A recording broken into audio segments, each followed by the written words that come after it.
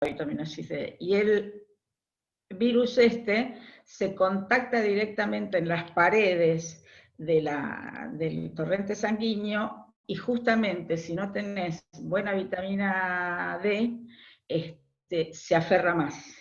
Por eso están dando en algunos casos leves el tratamiento, digamos, preventivo para que no vayan mayores, aunque tienen positivo el COVID, el examen, les están dando antiagregantes y antiinflamatorios, porque hay un problema que produce coagulación en la sangre, y lo más temeroso es la cuestión de la parte trombótica, es decir, que forme trombos que se pueden ir a cualquier lado del cuerpo.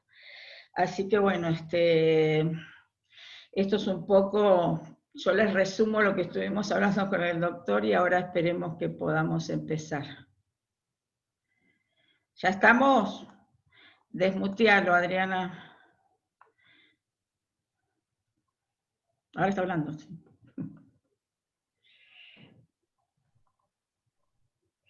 ¿Lo desmuteaste? Yo lo desmuteé, pero se muteó él. No, lo que pasa es que no sabe ver dónde hay que desmutearse. Por ahí. Acá está. Ahora sí. Ahora sí. ¿Cómo está? Bienvenido. ¿Qué tal, Ana María? ¿Cómo estás? Muy bien. Y lo que te decía antes, acá estamos rodeados por 5 profesionales de la salud, porque una está en la parte de enfermería diplomada, pero las demás son médicas. Por lo tanto, para mí es, la verdad, una cuestión muy importante que vengan acá. Una médica, Natalia Fernández, que recién está terminando su residencia, ahora en estos días, de otorrinolaringología. Y otra médica nefróloga, y la médica, a ella la debe conocer el doctor, ¿o no? Sí, A Laura. A Laura sí, a la doctora López sí. Sí, y después está Irene Rueda, que es enfermera diplomada, jubilada del Garaham. Así que bueno, estamos rodeados de profesionales, y aparte de todos los demás que están interesados en conocer todo lo que tenés para compartir. En primer lugar, bueno, yo lo voy a presentar porque tengo el currículum acá de él. Lo voy a leer, porque es mejor leerlo, ¿no?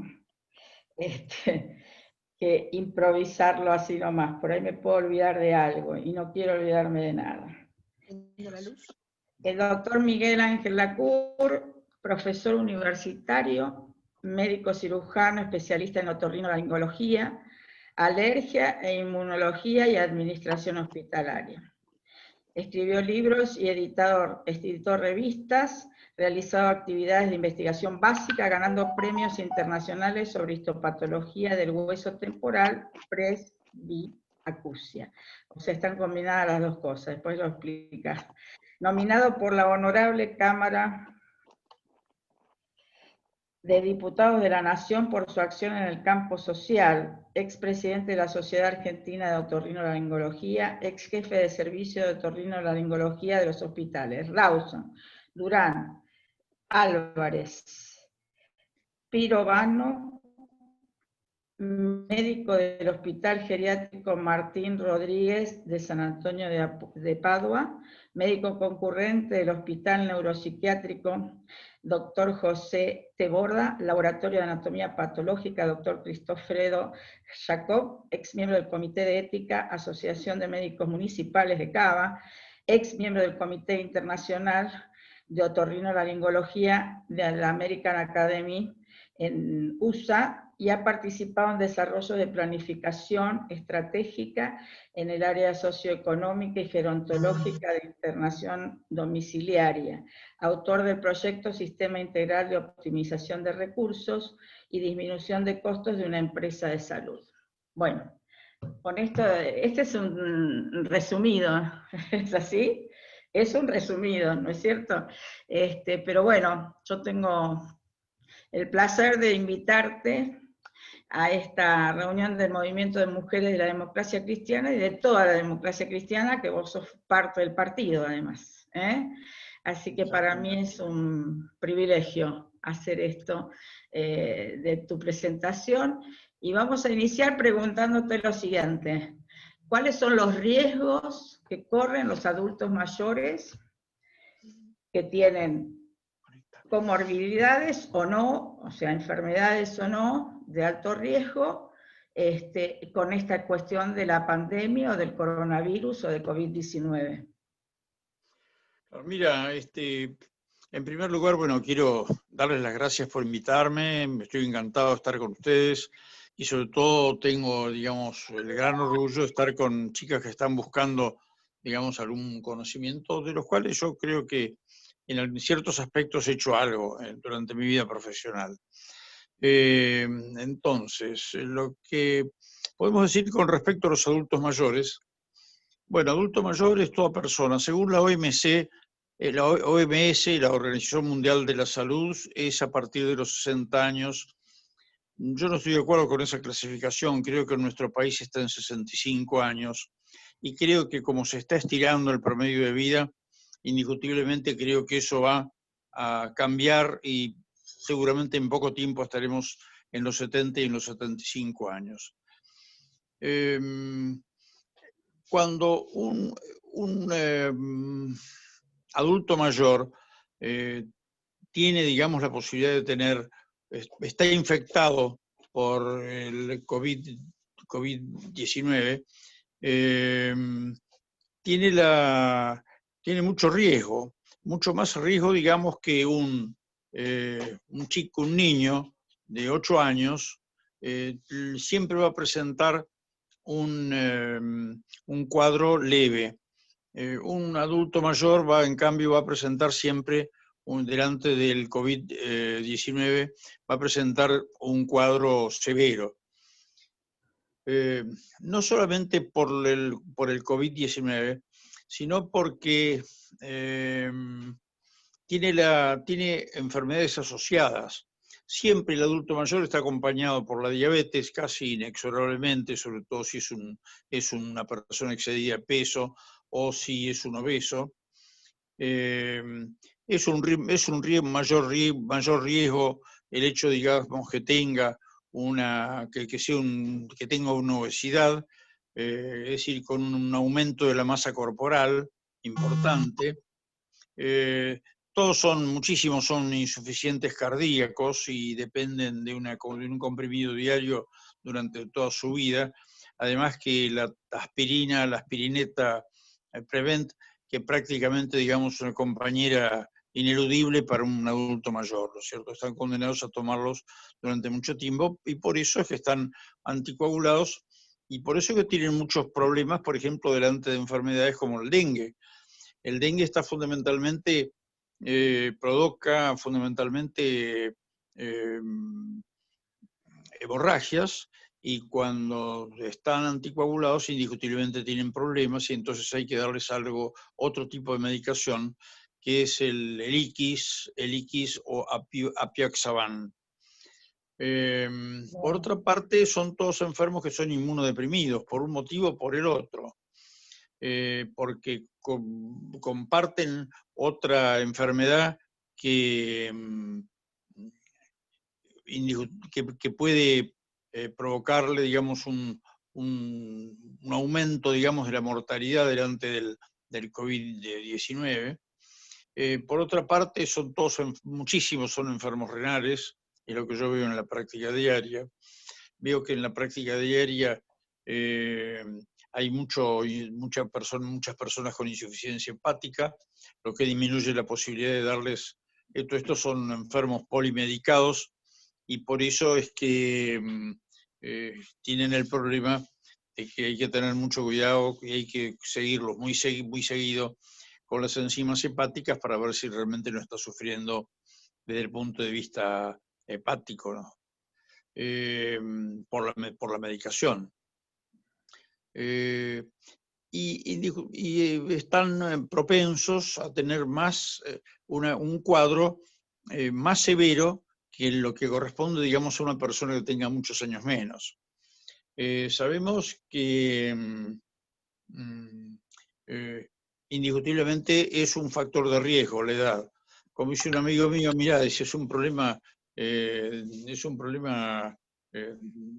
alma. Le digo, ¿por qué del alma? Sí, el problema del almanaque, es decir, no hay ninguna posibilidad, digamos, de solucionar ese problema, son los problemas no solucionables.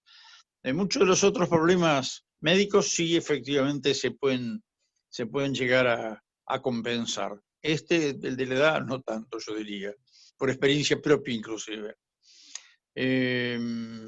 Puedo hacer una Pero, preguntita. En un sí, paciente asmático, sí. que además es anticoagulado, sí está anticoagulado, ¿qué, no riesgos, pero qué cuidados se debe tener? Porque de esto Y por lo sabes mucho pronto, de asma y ante demás. todo ya tiene, digamos, una enfermedad preexistente, ¿no es cierto? Y Sí, coexistente. Es decir, la sufren antes y la sufren, digamos, en el momento del COVID-19. Pero no tiene que cambiar la medicación con que venía, todo lo tiene que hacer bajo control médico, por supuesto, pero actualmente, fíjate vos, Ana María, que es todo un problema porque las enfermedades coexistentes no se pueden tratar eficientemente, porque como no se pueden trasladar lejos de su domicilio, y aparte los médicos también no quieren, en términos generales, tratan de atender lo menos posible, y con turnos, por ejemplo, se ha complicado toda la medicina, ¿no es cierto? Es totalmente. decir, el concepto que se tenía, que no hay que dejar la medicación para el asma, está vigente. Pero indiscutiblemente las circunstancias han complicado muchísimo el problema de la atención médica. El asmático es una persona que tiene, digamos, por de pronto una alergia. Comparte la alergia con la rinitis alérgica, con la rinitis atópica, que cuando desarrolla, y lo desarrolla muy frecuentemente, una sinusitis crónica, bueno, se tiene la suma de dos enfermedades alérgicas, ¿no es cierto? El asma y la rinitis atópica. Y eso hace que le descienda que le puede llegar a traer problemas desde el punto de vista, sobre todo del tratamiento y de la respuesta que puede tener a una enfermedad como esta, que indiscutiblemente lo inmunodeprime, ¿no es cierto? Es decir, y Exactamente. aparte, por otra parte, todo lo que tiene el COVID-19 siempre es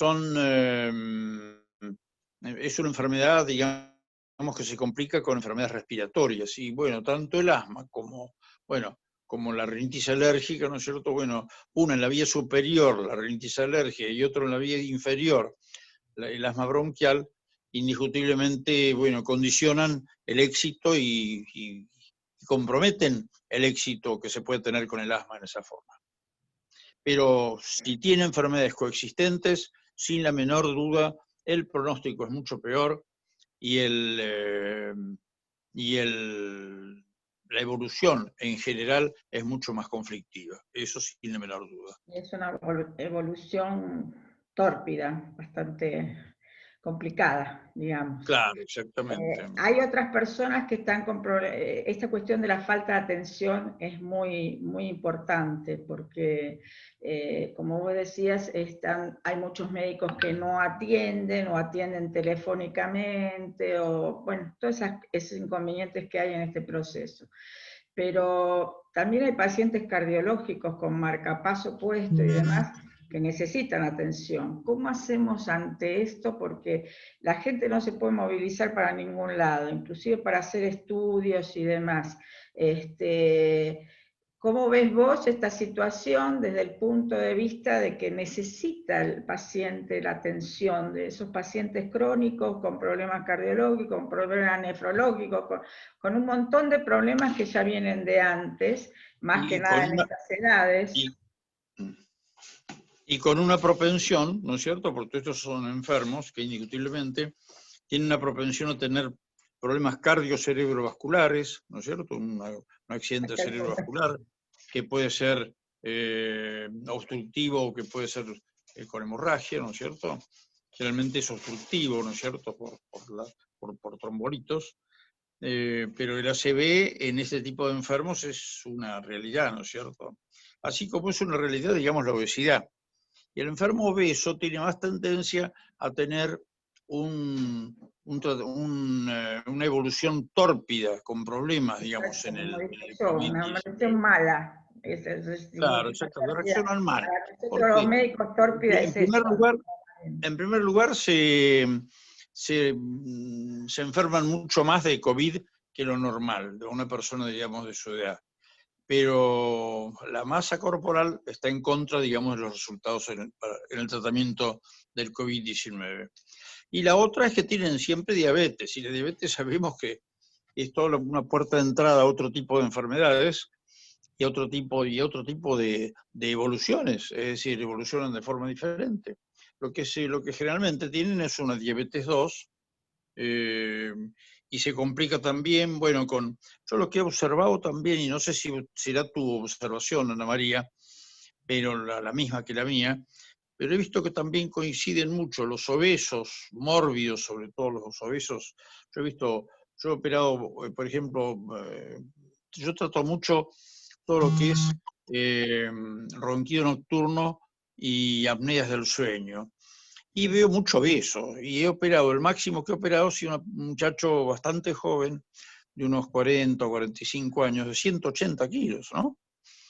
Y bueno, evolucionó bien, pero siguió con sus 180 kilos, que indiscutiblemente estaban en contra de cualquier tipo de tratamiento que se pueda hacer, y no te digo nada si es un COVID-19. Y por En otra parte, lo general que los veo, obesos y lo que muy veo en obesos este tipo, tienen y lo que veo, apnea. sí, Tienen lo que veo en apnea. este tipo de pacientes es que también coinciden, fíjate vos, este es un hallazgo y una observación mía, que veo que tienen mucho reflejo gastroesofágico, ERGE, ¿no es cierto? Muy frecuentemente lo observo eso. Tiene todo eso, sí, es así. Yo no solo lo observé, sino que también lo tuve, aunque no era obesa mórbida, pero bueno, me tocaron todas esas cositas. Así que bueno, y otra cuestión que... Por otra parte, siempre hay que vigilarles, digamos, la cirrosis por hepatitis, que frecuentemente es una hepatitis no alcohólica, ¿eh? Pero muy frecuentemente se combinan con un síndrome metabólico. ¿Viste? El síndrome metabólico es una realidad en medicina, está caracterizado, esto lo digo para las chicas, seguramente lo saben, pero lo repito, está combinado, digamos, entre una diabetes, es un diabético con hipertensión arterial, frecuentemente lo que se llama obesidad central, es decir, es la obesidad abdominal, alrededor, digamos, de la cintura. Todos sus parámetros en ese sentido le dan negativo y yo qué sé, no son promisorios. Por otra parte, siempre tienen colesterol y triglicéridos elevados, ¿eh? Y yo lo que he observado, es también observación personal mía, tienen mucho ronquido nocturno con apnea del sueño, ¿no? Y Eso son sí. enfermos son enfermos complicados, porque uno les recomienda que hagan un tratamiento de rutina para combatir el sedentarismo y no lo hacen. Y eso es una realidad que estoy seguro que la compartís conmigo porque pienso que es así. Mucho Seguro, enfermo porque trabaja además a mí me tocó ver muchos pacientes así y no solo en otros pacientes, sino que a mí me pasó en una etapa de mi vida, no tenía obesidad mórbida por el estilo, pero tuve apnea y todo lo demás y bueno, con mi nutricionista y diabetóloga logramos hacer el descenso y ya se me pasó todo eso. Entonces yo lo doy y como fíjate, ejemplo porque sinceramente hay que cuidarse, hay que cuidarse. Una de las cosas que yo también observé es algunos problemas dermatológicos, tanto en mayores como en niños con el COVID-19. Hubieron personas que hasta sabañones han tenido, lo que se llamaba sabañón y eritema pernio. Hay gente que ha tenido un montón de manifestaciones alérgicas. Y todo esto, de acuerdo a lo que yo había leído y estudié, especialmente en personas más grandes, no tanto en chiquitos se puede dar si andan mucho al aire libre. Y estuve no solo observé, sino que además lo leí, lo estudié y demás, que hay manifestaciones de ese tipo en gente mayor. No porque dé COVID positivo, pero porque estamos en contacto con esta cuestión de la pandemia, cuando salimos algo afuera o aún dentro de la casa y demás, porque todos seguramente vamos en algún momento vamos a tener que contagiarnos o crear anticuerpos o Claro. algo por el estilo, más allá de la vacuna. Es lo mejor que nos ¿Qué puede has ocurrir. observado vos con esto, con la alergia? Claro, mientras sea un caso leve, ¿no es cierto?, el que te toca, es lo mejor que te puede ocurrir, porque vas a formar lo que se llama Exacto. la inmunidad de rebaño, que con el 60%, ¿no es cierto?, con menos no hacen inmunidades de rebaño, pero con más sí, pero por lo menos con un 60% se hace inmunidad de rebaño, y entonces grandes masas humanas masivamente desarrollan una inmunidad y no se contagian más los enfermos. ¿Qué es lo que están esperando los norteamericanos, lo que estamos esperando nosotros? Exactamente. Sí, Lo que sí. pasa es que no sé por qué no se explica claramente, ¿no?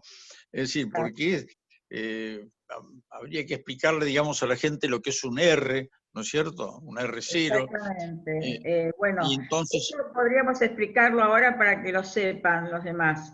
¿Qué es el R, no?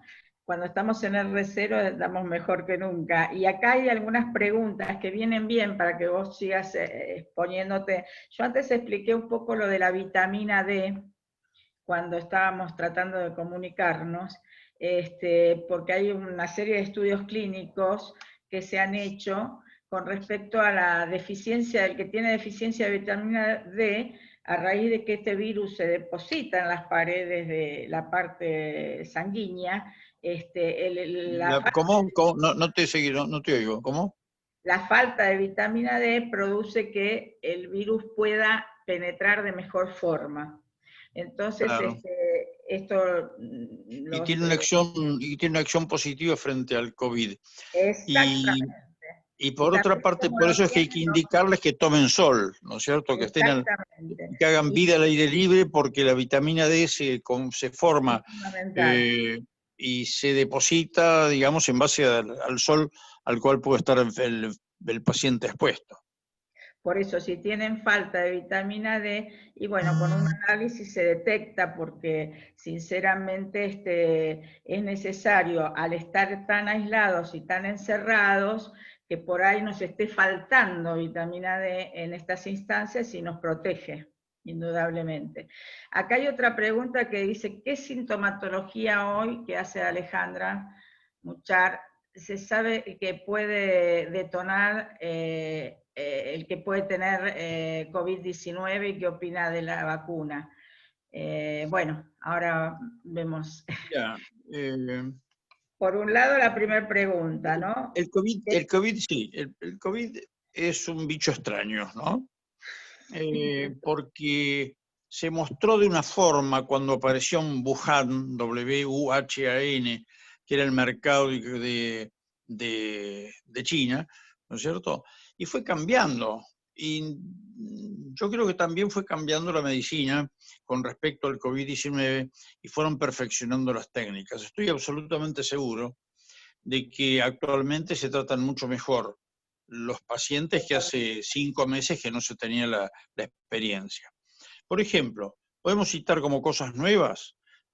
Bueno, en primer lugar, en una época se decía que el ibuprofeno no se podía ser tomado porque estaba contraindicado por sus reacciones frente al COVID-19, y actualmente se ha redescubierto, y entonces todo el mundo empezó a dar ibuprofeno. Eso lo digo como una cuestión que ha salido en estos mismos días. En el diario de hoy o de ayer se pone en evidencia que los chicos que estaban dentro del grupo que no era de riesgo porque no iban a contagiar a nadie, se empieza a ver que el COVID-19 aparece también en chicos de 8 a 12 años y les da una cantidad de problemas. Es una cosa reciente, está publicado en la American Academy de Cardiología. Entonces, el niño que estaba destinado a no contagiar a nadie puede contagiarlo al abuelo, a la abuelo que frecuentemente los cuida, porque mucha gente trabaja y son los abuelos los que cuidan a los chicos. Y antes se decía que si el chico tenía secreción nasal no tuviera relación con el abuelo porque lo podía contagiar, y la enfermedad, el COVID-19 del abuelo es muy diferente a la enfermedad del COVID-19 del chico, ¿no? Pero ahora pareciera ser, digamos, de que han aparecido los casos en los niños. No sé si es por la mayor frecuencia, o se hacen mejor los diagnósticos, o se siguen mejor los casos, no lo sé. Por otra parte, yo tenía acá para mostrarles, pero no tengo la posibilidad, algo realmente nuevo, que es una campana que ha desarrollado el grupo Ecleris, del cual mi hijo forma parte, que reemplaza a la terapia intensiva, desde el punto de vista que pueden hacer más tratamientos ambulatorios. Es una especie de lástima, no te lo puedo pasar porque yo por lo menos, ¿ustedes me ven a mí? Sí, perfecto. Ah, bueno, y entonces, bueno, entonces lo muestro, a ver si es que lo encuentro. Bueno, es una especie de casco, ¿no? Que tiene una válvula y tiene un aparato que proporciona oxígeno, andan muy bien, ya no se necesita tanto, disminuye notablemente el uso de los respiradores, y los socios de mi hijo han vendido, digamos, ya 1.800, y son 1.800 camas que quedan libres para otro tipo de enfermo. Porque actualmente, Ana María, el problema, cambia un poquito de tema, pero actualmente el problema también es ético, ¿no? Es decir, a medida que se van llenando las camas, y en este momento hay muchas camas en el interior que están ocupadas, muchas terapias intensivas que están ocupadas al 96%, entran a tener el mismo problema que tuvieron en España hace 5 meses o hace 4 meses. Tenían que elegir a quién le ponían el respirador y a quién dejaban que se muriera, porque esa es la realidad. Entonces crea un problema bioético, es un problema ético, es un problema que es el ser humano, digamos, lo ha tenido durante toda la existencia, ¿no es cierto? Pero que ahora está aumentado porque hay que elegir, digamos, a quién se le pone un único respirador por ahí para 4 camas. Y seguramente siempre se lo terminan poniendo al más joven, ¿no es cierto? Sí, bueno, eso es relativo, ¿no? Porque desde el punto de vista ético, como decíamos antes de la bioética, no se puede elegir, honestamente. Así que estamos en una situación muy grave con respecto a la parte bioética, digamos. Yo quería agregar por la pregunta de Alejandra, el último boletín que salió el 11 de septiembre. Sí, pero disculpame, Alejandra, hiciste una pregunta, yo no te la... Sí, no fue derivó la la de conversación. qué síntomas nuevos había. Yo les digo el último boletín del Ministerio de Salud, que yo el jueves anterior ya lo había dicho en la reunión que tuvimos con las mujeres que yo me junto los jueves. Yo había dicho que había destacado que mucha gente siente dolor enteramente en el cuerpo, muscular. Es como que no se paran y se caen y no pueden mantenerse en pie. Y justamente el boletín del 11 de septiembre del Ministerio de Salud sacó que el nuevo síntoma eran las mialgias. Las mialgias en todo el cuerpo. Es decir, uno puede sospechar por ahí de fibromialgia, que te ataca por parte, pero no. Estas son mialgias que produce el COVID-19, que hace que hay gente, tengo personas que están en esa condición en este momento, en cama en la casa porque no se pueden mover, es decir, se levantan y se caen, algunas provocando esguinces, fracturas y distintas cosas.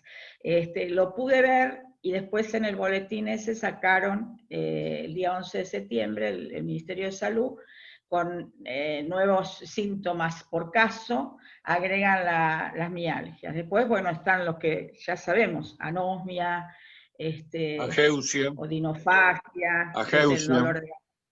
Claro, bueno, describílos vos. Y te cuento algo que hasta ahora no se tenía en cuenta.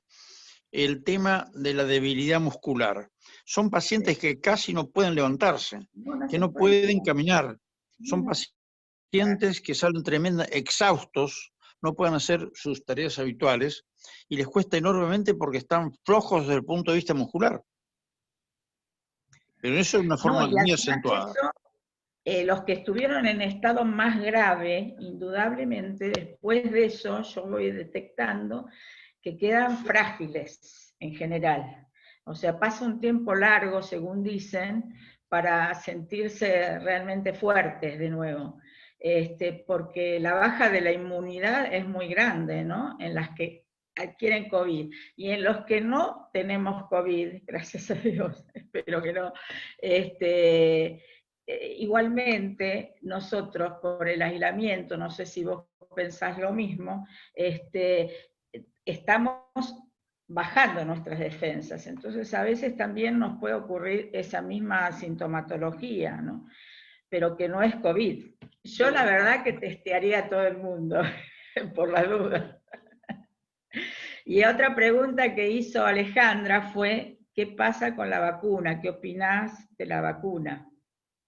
Y yo creo que la vacuna viene lenta, ¿no? Por de pronto ya hay un caso que produjo una mielitis transversa. Y esa es toda una historia, ¿no? Porque Ese el fue que el de tiene una... Oxford. Sí, es decir, con la vacuna de Oxford. Y yo creo que ahora han empezado las pruebas nuevamente, pero yo tendría, antes de vacunarme, voy a dejar pasar un año para que haya una experiencia, ¿no es cierto? Porque los problemas son severos cuando una vacuna no tiene el nivel de seguridad que se Exactamente. plantea y que se trata de conseguir, ¿no es cierto? Pero ya Pero por hay lo que pronto tener... hay una mielitis transversa, hay que tener cuidado. Uy, terrible fue eso.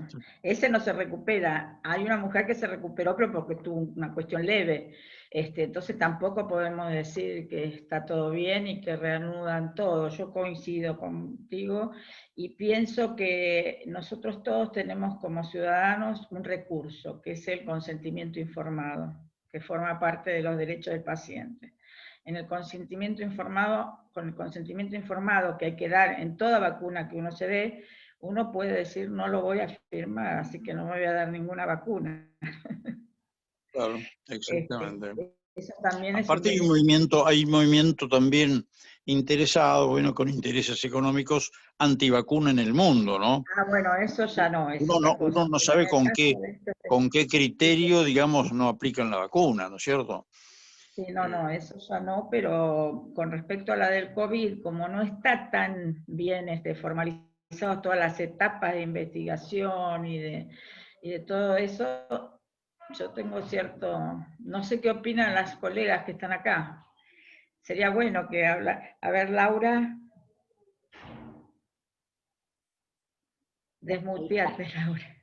Bueno, claro, como todo, la vacuna de Oxford se empieza a fabricar acá en la Argentina sin llegar a la fase 4, o sea, con una experimentación y un riesgo económico, ¿no? O sea, que la empresa toma el riesgo de seguir avanzando sin haber terminado la fase 3. Por eso ahora, al empezar, al haber este caso, es como que ahí hay que frenar un poco, ¿no?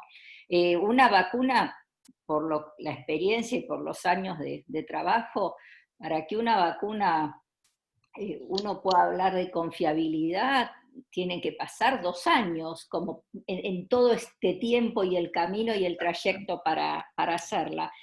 Acá lo que como corremos con los tiempos acá en este momento, como es una pandemia, creo que tratan de achicarlos, se hizo esto, pero por eso la OMS, creo que hace 48 horas, dijo que la vacuna estaría para el 2022, que si uno, para hablar de una vacuna con certeza y con una efectividad, ¿no? Y en donde no tengamos riesgos. También se habló que el caso, no sabía este segundo caso, pero que el primer caso se estaba viendo si era producto de un efecto adverso de la vacuna, o si era justo una enfermedad concomitante que se dio en la persona, ¿no? No sé el segundo caso que el doctor mencionó de la...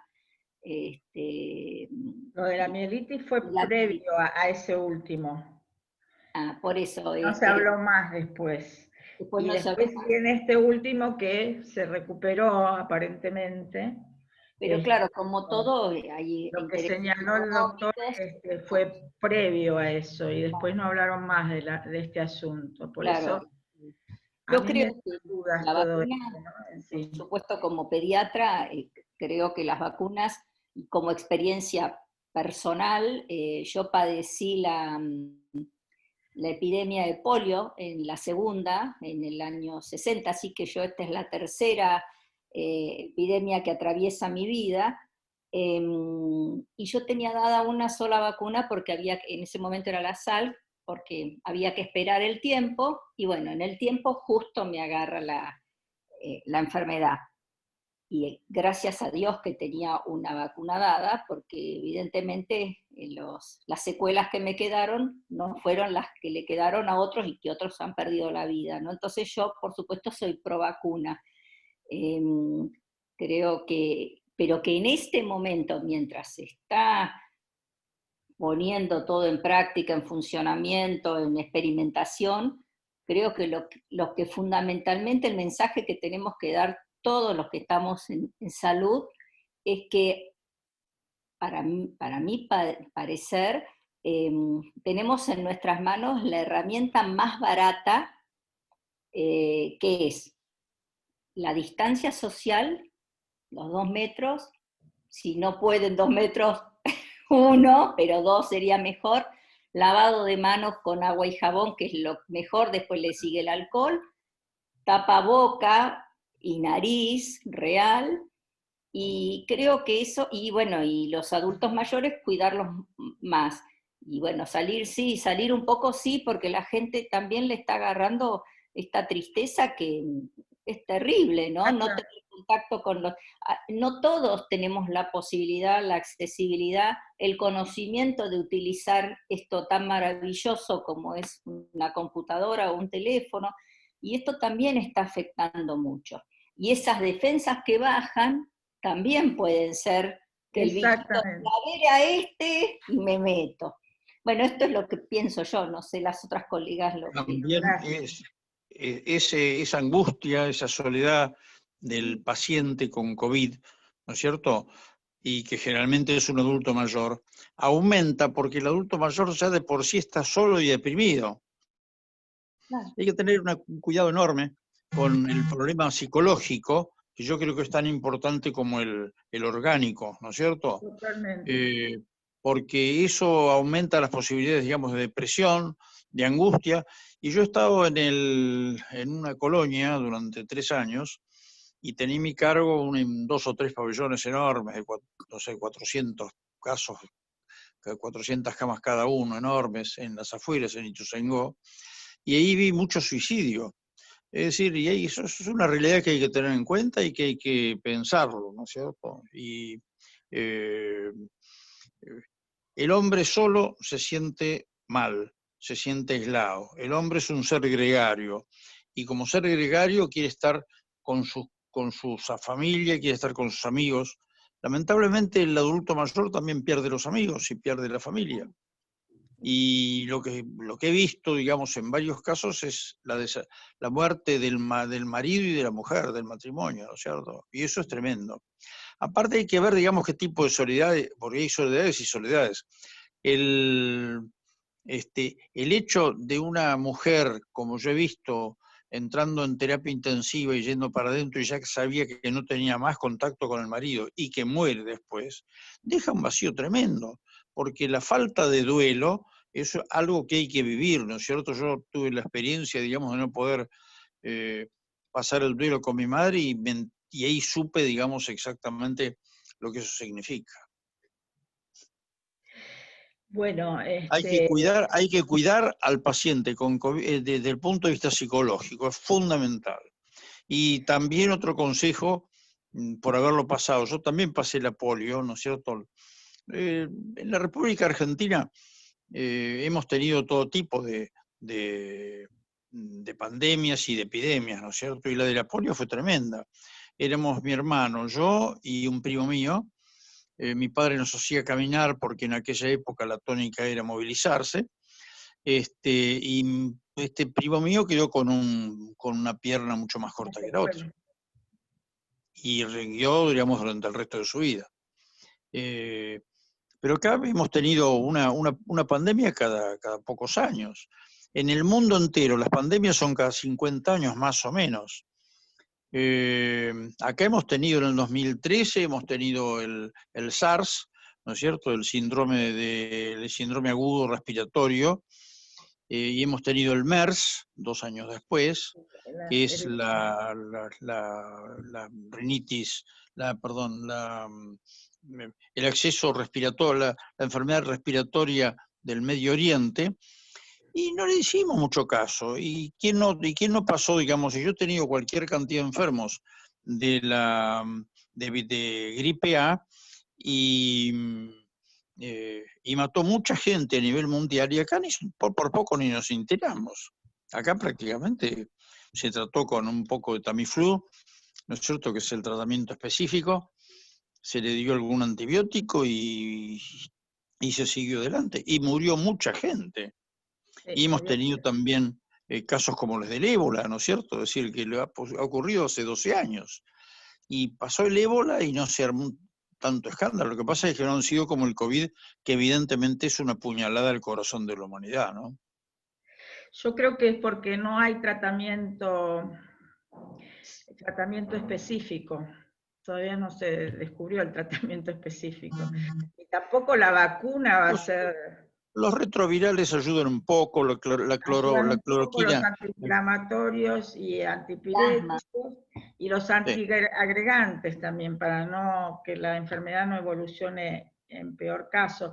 Yo tenía una pregunta que también, y acá están siguiendo haciendo preguntas, así que seguimos. En los niños, yo había visto que se detectaba, por eso aparecieron más casos, y esto lo debe saber Laura más que nosotros, o también Natalia, yo había estudiado esto de parte también de Estados Unidos, del grupo de la universidad, no me acuerdo, pero ya me voy a acordar, que en los niños como se deposita atrás, donde está el nervio,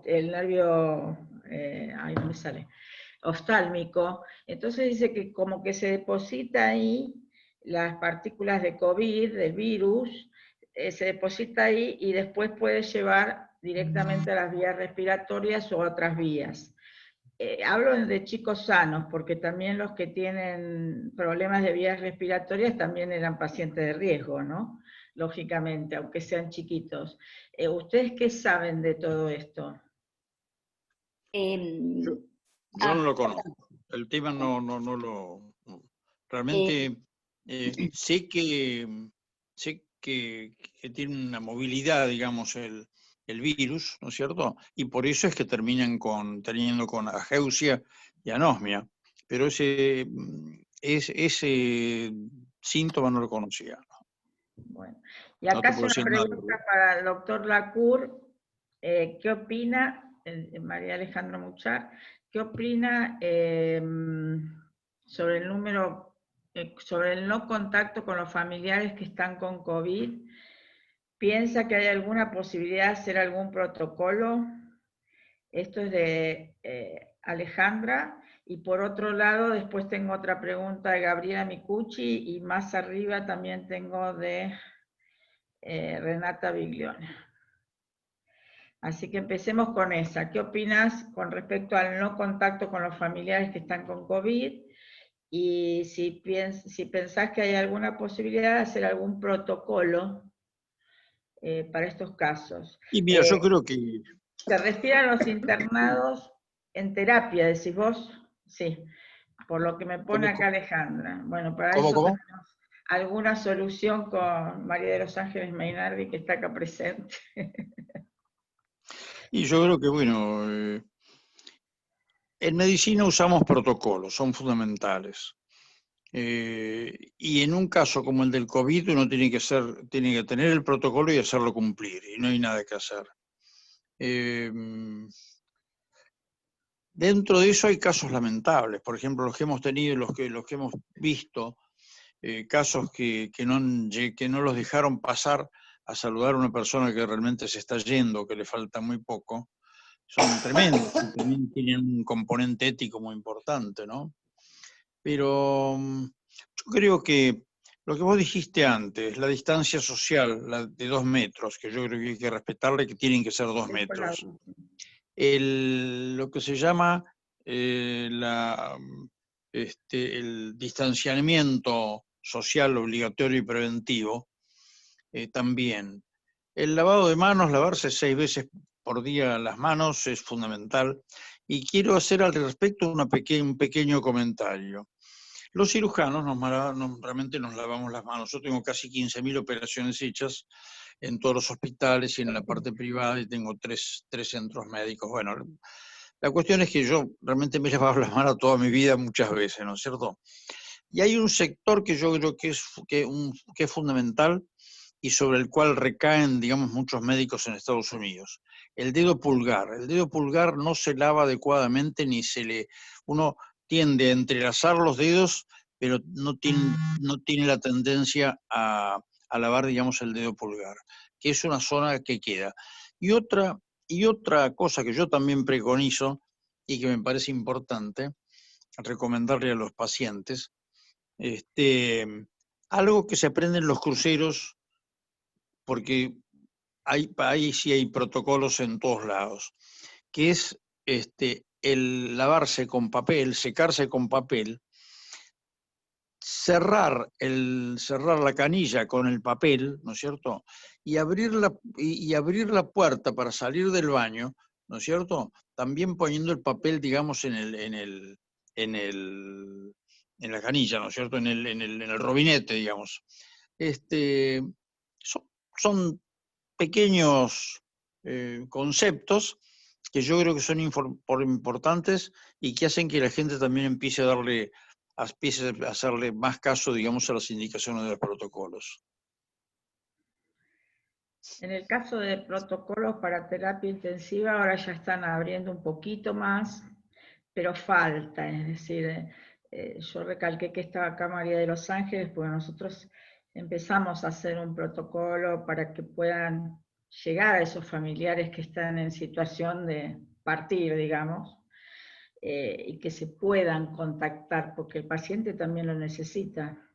No solamente el familiar, sino también lo necesita el paciente, es indudable. Indiscutiblemente. Indudable estar con sus personas queridas, por lo menos en los últimos momentos, y también con los médicos han llorado, te digo porque me pasan a veces, han llorado porque ni siquiera se pueden contactar con ellos, están con todo ese buzo puesto, con todos los parámetros del protocolo, pero resulta que no pueden acercarse al paciente, ni siquiera para abrazarlo, y que les da ganas de eso.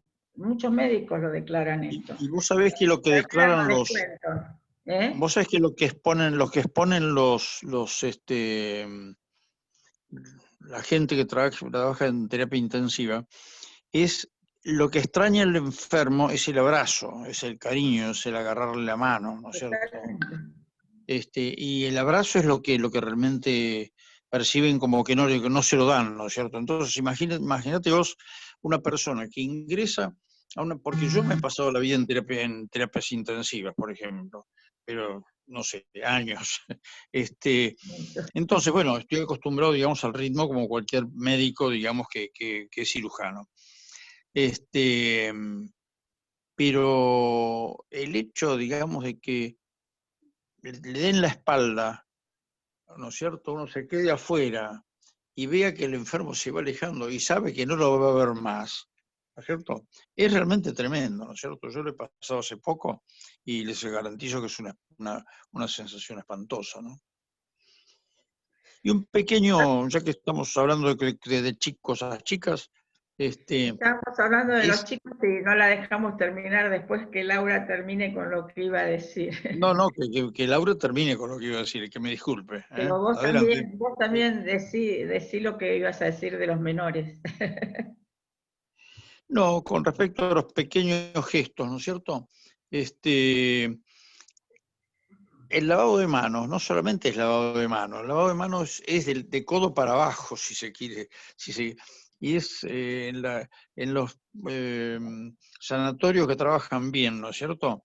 Le indican en un protocolo que está en la pared, ¿no es cierto? Que según usted se tiene que lavar del codo para abajo, no solamente la mano, porque en ese caso el lavado es defectuoso e ineficiente. Es así, bien.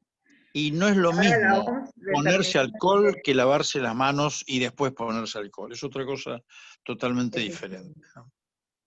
la OMS ahora determinó de que no, el saludo con el codo no es conveniente porque también podemos llevar cuestiones, nos estamos acercando. Entonces el saludo ahora tiene que ser así, como hicieron los chinos desde el primer momento, porque ellos se saludaban así con la mano en el corazón. Así que Sí. bueno, no sé. Habría que hablar sobre los chinos, ¿no? Porque, mira, vos sabés que yo he estado en muelles, en ferias flotantes, ¿no es cierto?, en China. Y hay que ver lo que comen, es una cosa terrorífica. Este mercado de Wuhan, ¿no es cierto?, que en el mes de diciembre estaban enterados de que había un problema grave a nivel epidemiológico, y que no lo hicieron público, quedó recién en febrero, todo el mundo se enteró de que había un germen que mataba, digamos, masivamente. Son ferias y mercados que venden serpientes vivas, tejones, lo que se llama cibate, ¿no es cierto? Monos, porque se les corta la parte superior y se come el cerebro calentito, ¿no es cierto? Parece un espanto, pero a ellos les gusta. Todo mezclado, y uno dice, pero esto te lo dan para comer, ¿no es cierto? Estando en Nueva York, yo estaba con los chicos, estaba con mis chicos, mis hijos, mi mujer, y los invité a comer a un restaurante japonés. Y nos trajeron la comida, y se movía todo, eran gusanos. Entonces, bueno, tienen otros gustos indiscutiblemente que son totalmente, no sé, por de pronto, con la higiene normal de cualquier lugar que vende comida, deficiente, eso seguro. Y eso sí, sí, sí. Sí. Y quiero comentar algo que me parece por lo menos interesante para conocer. El cibate, uno de los temas, digamos, sobre los que te había propuesto hablar, era sobre los vectores, ¿no es cierto? Vectores hay de todo tipo. Los monos, como dijimos, las serpientes, los tejones, bueno, y hay otro que son los murciélagos, y otro vector que es el camello, los camélidos, que llevan alegremente sus virus, ¿no es cierto? Y eso, bueno, lo eliminan en otro lado. Y también contribuyen, digamos, a tener un grado que no es exactamente de asepsia, ¿no? Con respecto a los cibates, es una especie de gato grande, muy agresivo, que lo tienen en jaulas y no permiten que se mueva, y los alimentan con una especie de almendra, que es lo único que le dan. Entonces, el animalito está dentro de una jaula que no se puede mover y por lo tanto engorda. Es como el engorde a corral en lo que hacen en la provincia de Buenos Aires. Pero solamente lo alimentan con granos que son parecidos a las avellanas. Y toda la vida come eso. Y el animalito lo come y después lo elimina. Y eso lo pasan, ¿no es cierto? Y hacen con eso un café que es carísimo. Un café que en el mundo entero cuesta $80 un pocillo de café, de ese café. Bueno, y ese es uno de los vectores, digamos, ¿cómo se llama? Del COVID-19. Fíjate vos. En Estados Unidos, un pocillo de café de ese tipo, $80 en la Quinta Avenida. Qué barbaridad. Sí. Bueno, había Pero varias preguntas que aparte no... el asco, aparte el asco, porque no, yo tenía- francamente no entiendo que coman una cosa así, ¿no? Que toman algo así, ¿no? sí. Bueno, acá había varias preguntas que voy a tratar de decírtelas para que las vayamos contestando. Espera, porque me quedé en algo. ¿Puede ser que la psoriasis en gota se exacerba con la cuestión esta del COVID-19? Esa es una, pero hay un montón de Pero preguntas. desde ya te digo que no lo sé, porque no es mi tema. Yo tampoco lo sé. Bueno, después preguntaban también cuánto tiempo de sol hay que tomar y con qué frecuencia, y todos los días un poquito, ¿no? A ver, ¿qué opinás vos? Sí, sobre todo tomar el sol con protección Exacto, UV, solar, sí. UV solar no menos de 40, ¿no? Habían Eh, preguntado qué es la geusia. la geusia es la No geusia es puede, la falta de gusto, la falta de gusto, es lo mismo que... claro, sí, sí, es la porque este falta de gusto. es un virus que es neurótropo, es decir, va a los nervios, y como va a los Para los nervios, toca, digamos, afecta a los nervios olfatorios y la geusia viene por falta frecuentemente se combina con anosmia, ¿no es cierto? Con falta de olfato. Bueno, después hay otra Ese, pregunta. ese, es uno, ese es uno de los temas que se plantearon, digamos, hará cosa de un par de meses, y Sí, salieron con gran expectativa el tema, digamos, de la geusia y de la anosmia. Tan es así que hay, digamos, en la provincia de Buenos Aires un par de ciudades, no me recuerdo los nombres, que ponen en la parte de la salida como una especie de protocolo, colocan, digamos, una especie de media con sustancias aromáticas, y entonces entre las cuales figura el vinagre, y lo hacen oler para ver si los chicos y los profesores tienen déficit de olfato o no, ¿no? Y eso pareció como una novedad hace cosa de 2 meses o una cosa así. sí, Actualmente sí, no sé pero si lo están sigue. haciendo de esa manera, sí, sí. Claro, pero vos que me decías que te Yo interesaba te el tema decía de lo la mismo peste que... negra, de la pesta negra, Sí, en el médico de la muerte o el médico de la peste, como se llamaba en aquel entonces, estamos hablando del año 1430, 1440, usaba algo que también tengo por acá, lo he perdido, tengo todo el papelerío, porque con el asunto de que no las eh,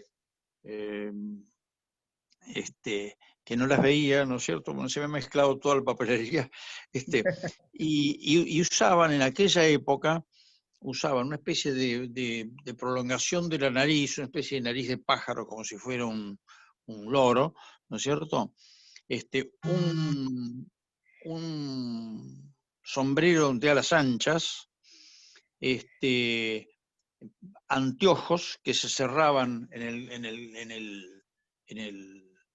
el cuello, una especie, digamos, de cobertura total, un manto que los cubría de los pies a la cabeza, y botas, ¿no es cierto? Y llevaban, lo que era muy interesante, una especie de vara con un tridente que usaban para remover los cadáveres que yacían, digamos, en la vía pública. Porque en aquella época se morían y quedaban los cadáveres que se entraban en descomposición, digamos, durante días y días. Y ha ocurrido, digamos, recientemente, por ejemplo, bueno, tenemos que recordar que aún ahora ese tipo de problemas existe, los cadáveres abandonados. En Ecuador leímos todos que caían los muertos, ¿no es cierto? Y los acumulaban y los ponían ahí hasta que pasaba un camión recolector 1, 2 o 3 días después. especialmente Pero en la costa. no hay que asombrarse tanto, porque si recuerdan, en el año 2013, en París hubo una ola de calor tremenda que hizo de 40 grados permanente a la sombra a 46 grados Celsius a la sombra. Y también ahí los cadáveres quedaban en París, fíjate vos lo que te estoy diciendo, dejaban los cadáveres, digamos, durante días abandonados, apilados. Y el municipio de París tuvo que alquiló 10 unidades frigoríficas, camiones, de esos que pueden llevar helados, y en este caso llevaban los cadáveres, digamos, de la gente que había caído muerta en la calle, ¿no es cierto? En París, en el año 2013. Es decir, que tanto no ha cambiado el ser humano ni las necesidades. Hay cosas que estamos haciendo, que estamos repitiendo, digamos, de aquella época, ¿no? Todo se repite, ¿no? Sí, lamentablemente, sí. Bueno, Pero, vamos por a ejemplo, aprender de la lección, parece. pero fíjate vos que hay cosas que se repiten para bien. Por Sí, sí. ejemplo, el hecho de la cuarentena.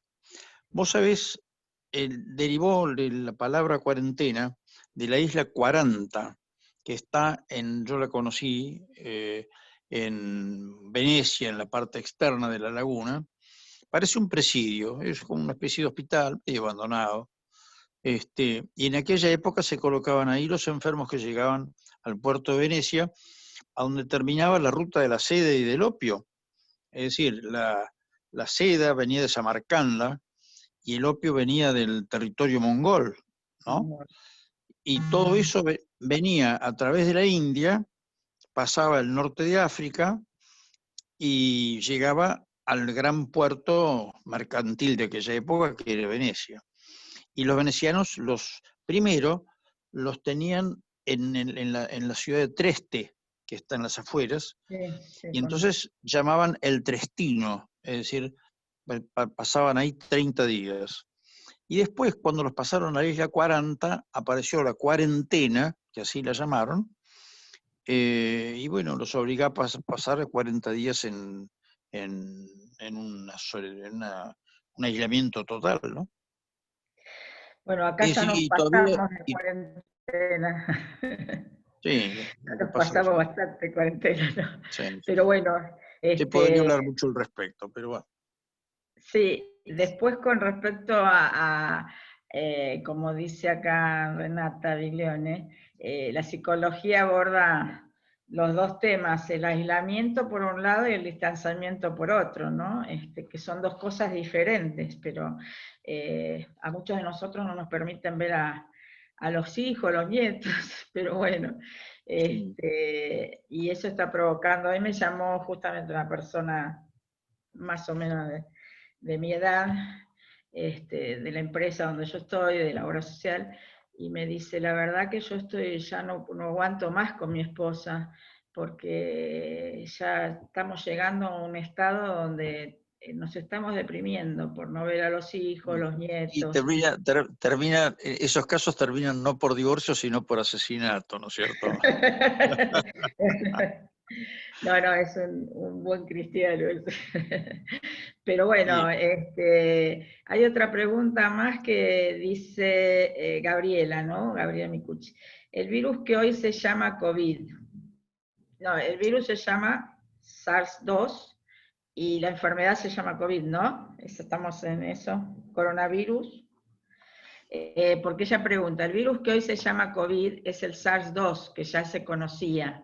Dicen que por eso la vacuna se ha obtenido más rápido, ¿será cierto? ¿La vacuna qué? Si No por te esa sé. razón la vacuna se obtuvo más rápido. Mira, Yo no cuando hay creo. intereses comerciales, es decir, cuando hay mangos de por medio, eh, la ciencia, ¿no es cierto? Y las normas también se estiran, ¿no es cierto? No son totalmente rígidas. Yo, por ejemplo, la vacuna rusa no me la pondría ni aunque pasen 10 años, ¿no es cierto? Porque me parece que es una cosa sacada de los pelos, que no sé, no sé qué grado de seriedad tuvo eso. A mí me parece que la vacuna Oxford o me da la impresión, digamos, que están hechas sobre normas más serias, ¿no? Y con respecto al nombre, la enfermedad realmente se llama enfermedad N coronavirus Exacto. 19. Pero si taxonómicamente hay una oficina internacional que es la que tiene que ver con los nombres, ¿no? Y ellos la nombraron, que es el nombre que utilizo yo, en N por nuevo, guión, C mayúscula o minúscula B mayúscula, guión 19.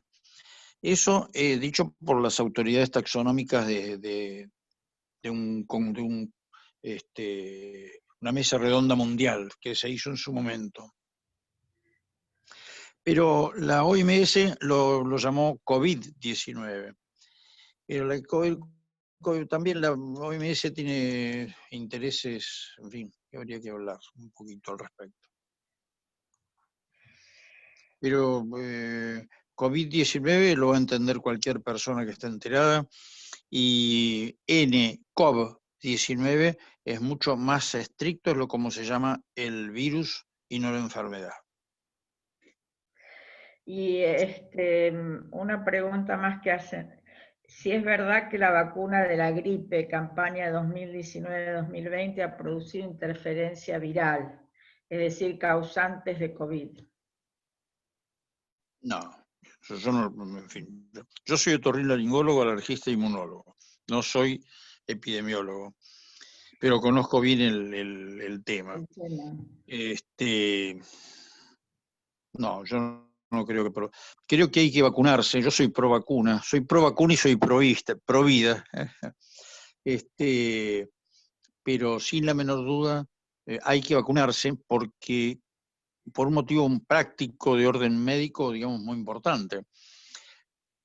Cuando llega, digamos, el invierno o la primavera, hay que hacer un diagnóstico diferencial entre el COVID-19, entre la fiebre, entre la gripe A y la alergia, los estados agudos de alergia. Eso hay que cualquier médico que trata a muchos enfermos lo sabe. Tiene que saber exactamente con qué lidia. Y si ya está vacunado contra la gripe, generalmente la gripe frecuentemente a veces da, digamos, una reacción primera durante 1 o 2 días, o 3, 4 días, pero quedan inmunizados. Y entonces no hay posibilidad de que se mezcle el diagnóstico del COVID con el de la gripe y el de la alergia.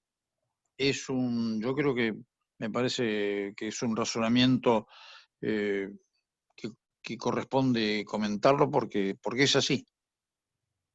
Es verdad. A ver, acá hay otra pregunta más.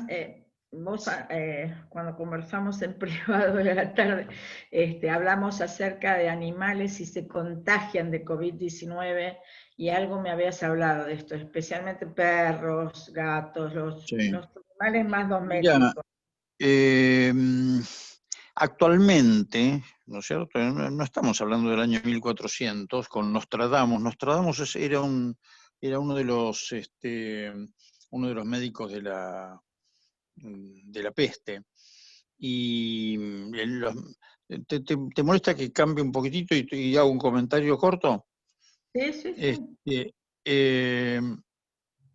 Los médicos de la peste eran médicos municipales, que como corrían grave riesgo, porque sabían todo que se podían morir por el tema, se cuidaban, porque salían como salimos nosotros actualmente a tratar ese tipo de enfermos, con un equipo. Y eran personas que eran muy bien pagas, porque frecuentemente se morían, entonces era gente que tenía que ganar dinero rápidamente. Y los tomaban, los empleaban los municipios, eran empleados municipales, pero muy bien pagos. Y Nostradamus era uno de los principales. Así como en su momento Galeno era uno de los médicos que estaban en el Imperio Romano y que lo llamó Cómodo, que era el marido de Lucila, que era la mujer de Mario Vera, que murió joven, ¿no es cierto? Era un comandante del ejército. Y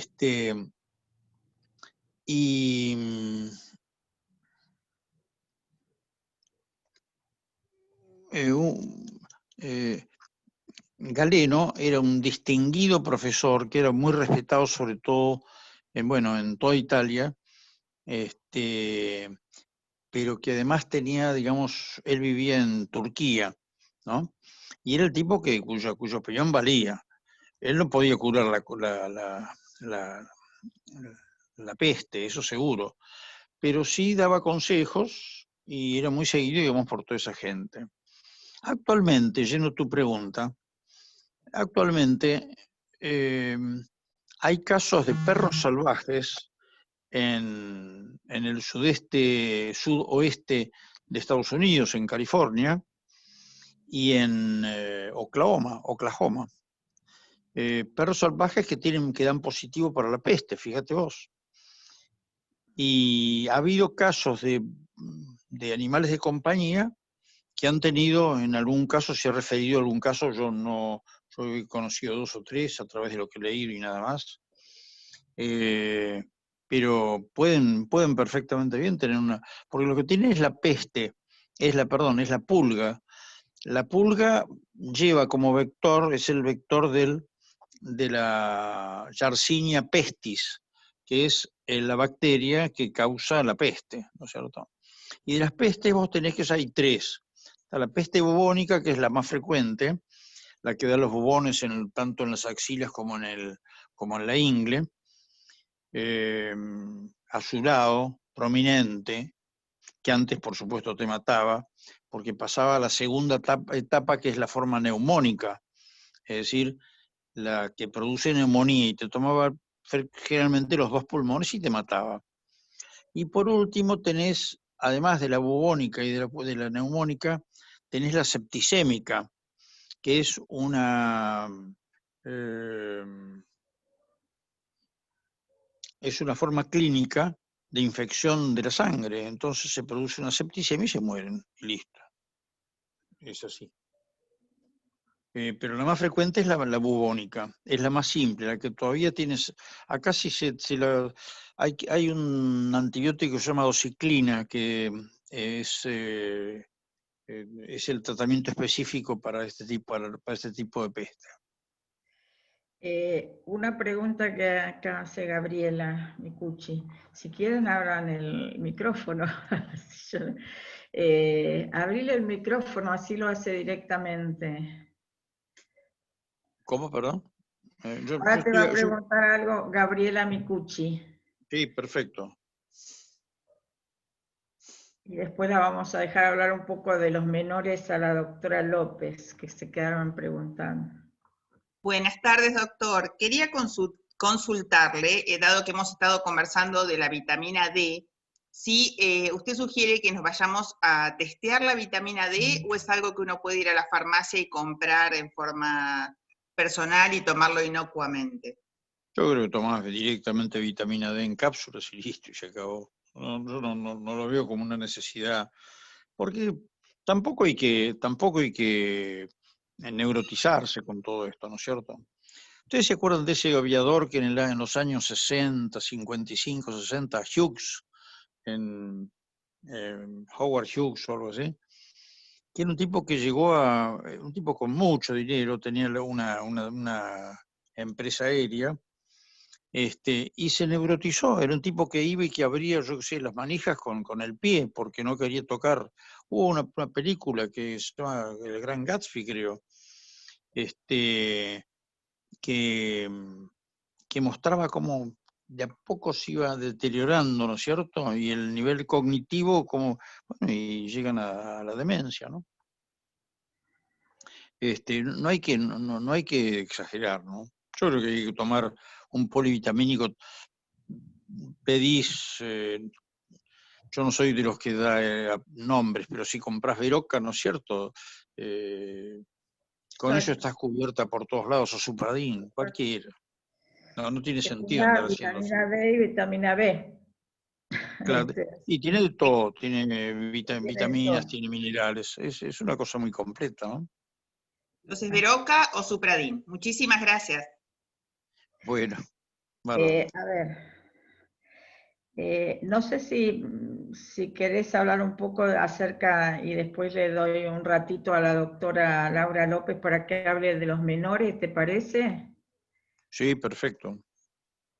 Le doy un ratito a la doctora Laura López para así habla también de los menores, las vacunas y demás, porque había una pregunta que era si hay que darle todas las vacunas a los menores. Bueno, las vacunas hay que dárselas, estemos en pandemia o no estemos en pandemia. Las vacunas hay que darlas porque con todo este problema, que no se podía ir a los hospitales, digamos cuando fue el aislamiento más estricto, se dejó de vacunar y por eso habían empezado el tema del sarampión y habíamos empezado, si de vuelta había un brote.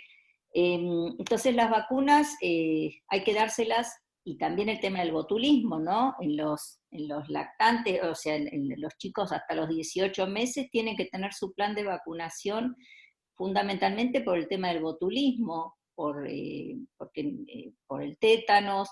Entonces, Tétanos, ¿qué tal? hay que vacunarlos, y hay que insistir mucho, y esto creo que tendría que tener mucho más propaganda en la tele, incentivar a las mamás que lleven a los chicos a los centros de salud, a las salitas, porque hay vacunas y se están venciendo, porque no las están usando. Entonces, las vacunas yo creo que es fundamental. Una Incentivar. pregunta, ¿qué pasa con mucha gente que es provida y que empieza a decir que las vacunas producen esterilidad, esto, aquello y lo demás allá? ¿Qué vemos con eso? Porque creo que vos también sos provida. Entonces, ¿qué vemos con esa cuestión de... Hay antivacunas de los veganos y hay antivacunas de personas que son pro vida y que consideran además que las vacunas provocan distintos episodios de esterilidad o distintos tipos de cosas? Yo realmente creo que el rigor científico no está hablando de que sean las vacunas provoquen esterilidad, ¿no? O sea, que esto no, yo la verdad que me parece que no es muy, no tiene mucho, no tiene mucho sostén científico.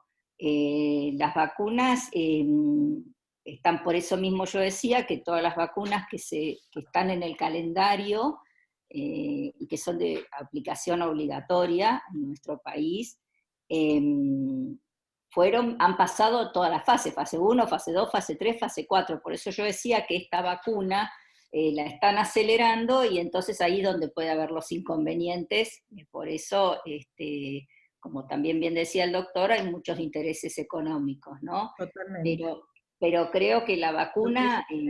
¿Sabes qué, Laura? Es que algunos dicen que, por ejemplo, la de la gripe,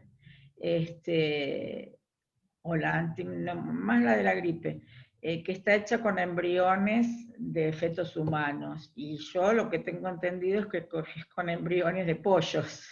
Claro, no, Lo que tengo entendido desde el punto de vista epidemiológico y además desde el punto de vista de vacunas, porque yo estuve en una reunión con la gente de Estambulián, y aparte de eso estuvo con nosotros Graciela Moya, la genetista, y ella también considera lo mismo. Por eso a veces hay mucha confusión en todo esto. Acá, por ejemplo, claro, y las nuevas corrientes de alimentación, los veganos, todas estas nuevas corrientes, y los antivacunas, que bueno, por eso cada uno, yo considero inadmisible, y hasta como me parece, eso sí, es atentar contra la vida los niños no vacunarlos. Me parece que es un atentado a la salud pública no vacunar. Por eso yo, aparte de ser pro vida, es la pro vida de la vida que ya, de los niños, que uno es responsable. Yo me considero responsable de la salud de los niños y jóvenes que atiendo, ¿no? Yo atiendo en la franja de los 10 a los 20 años y realmente es una responsabilidad. Y, por ejemplo, algo que a mí me pareció muy bueno de la asignación universal, más allá de los fines políticos, de todas estas cosas que a mí no me interesan, pero sí me pareció muy bueno que para dar la asignación universal es obligatorio tener el control con el médico, pediatra, y con las vacunas. Entonces, esto hizo que por un interés económico quizá de alguien que prefiere recibir una asignación o algo, en vez de, bueno, estos ya son otros temas, si no están vacunados, los chicos no cobran, la madre no cobra, como la escolaridad, ¿no? Entonces, como herramienta me pareció muy útil, porque yo soy pro vacunas, creo que hay muy pocos pediatras, o por lo menos con la gente que yo converso y de la Sociedad Argentina de Pediatría y de todos, que no hablen, que no defiendan el calendario de las vacunas, ¿no? Esto, bueno. Bueno, y quería decir con respecto a los síntomas, para no quitarle al doctor, que es tan interesante escucharlo. Nosotros en el hospital decimos, manos limpias salvan vidas. Y cuando empezó todo este problema que ya se veía venir, ya en febrero uno ya empezaba a pensar que por qué a nosotros no nos iba a llegar, yo aprovechaba a veces las salas de espera a enseñarles al lavado de manos, como bien decía el doctor, ¿no? Que este movimiento del pulgar, entonces era como hablar de cómo cuidarse, ¿no? Empezar con estas cosas que son baratas, como dije antes, y lavarse las manos. Y el alcohol, sí, en caso de que uno esté en la calle o que esté en un lugar en donde no tiene acceso, pero el agua y el jabón es lo mejor que se puede usar. Con respecto a los síntomas, nosotros en general, bueno, es también como si hay enfermedades preexistentes, el riesgo va a ser mayor. En la mayoría de los chicos son formas leves las que tenemos, y a veces son asintomáticos, y otras veces tienen síntomas. Entonces el síntoma, ¿qué puede ser? Puede ser una erupción cutánea, sí, en donde uno piensa que empezó, que está en la sexta, está empezando una varicela, es un sarampión, porque es toda una mezcla de todo, ¿no? Entonces no es que hay una lesión específica que uno diga, esta es lesión de COVID. Uno la tiene que pensar. ¿Cómo lo vamos a pensar? Ahora, generalmente si encontrás una erupción cutánea, lo que te conviene es descartar por lo menos el dengue, ¿no? También, por supuesto, porque al principio, doctor, cuando empezó todo esto, nadie decían, ¿por qué no hacemos, sacamos un poquito de sangre y a ver si no hay dengue? Muchas veces se pensó COVID, porque al principio todos estábamos sugestionados y todos enseguida pensábamos en el COVID, y muchas veces era dengue, y más en la zona donde yo estoy, que estoy en el Hospital Pena, que es donde uno está rodeado de barrios donde hay mucho hacinamiento, donde había mucho mosquito, que tenemos el Piñero, Pena y el Ramos. Era una cantidad impresionante de dengue. A lo mejor teníamos en la semana, llegábamos a diagnosticar solamente en el consultorio mío, yo, 10 casos de dengue, ¿no? Entonces, al principio uno decía, no nos preocupemos tanto por esto, pero bueno, todos empezamos a tener este temor por el COVID, pero yo decía, hagamos paralelo, pensemos en Hay que pensar el dengue. otro síndrome que tenés que descartar es el síndrome de Reye, R-E-Y-E, porque está totalmente prohibido El- contraindicada la aspirina, ¿no es cierto? claro, Porque lo puedes matar, claro, la claro, convertís, digamos, en una enfermedad hemorrágica en claro. lugar de ser una enfermedad infecto-contagiosa, nada más, ¿no? Nosotros Y empezamos otro tema que también tenés que descartar es el síndrome de Kawasaki, también. porque ahí sí que está descartado totalmente, digamos, lo que son los analgésicos no esteroides, ¿no? Los AINE. Claro, nosotros para el dengue tampoco se usa el ibuprofeno, se usa el paracetamol. Claro. Entonces ahí con el paracetamol, bueno, cubríamos de los dos lados, ¿no? Pero bueno, las conjuntivitis también, lesiones bilaterales no purulentas, ¿no? Es esa secreción, como secreción transparente que hubo casos.